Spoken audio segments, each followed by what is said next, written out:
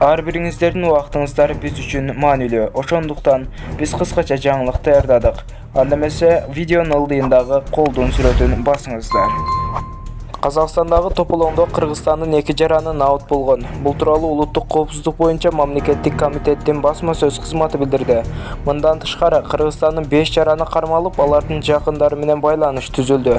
Учурда республиканын Улуттук коопсуздук боюнча мамлекеттик комитети, Ички иштер министрлиги жана Тышкы иштер министрлиги Казакстандын тиешелүү түзүмдөрү менен бирдикте жарандарга зарыл саясий, укуктук жана башка жардамдарды көрсөтүүнү улантууда.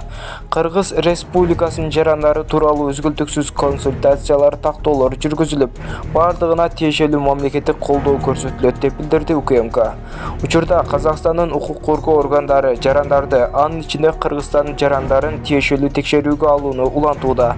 Текшерүү иш-чараларынан кийин алар бошотулат. Буга байланыштуу УКМК Казакстанда жүргөн мекендештерди сабырдуулукка жана түшүнүүгө чакырат. Бүгүн 10 январда саат 18:30 чамасында музыкант Викрам Урзахунов кыргыз-казак чегарасынан өтүп келди.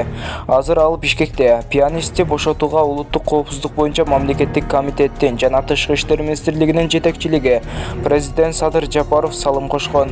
Анын Кыргызстанга келген сүрөтү социалдык тармактарга жарыяланды. Видеого лайк басып, жана каналыбызга жазылып, жанындагы коңгурочондо сөзсүз түрдө басып кетүүңүздөрдү суранып кетебиз.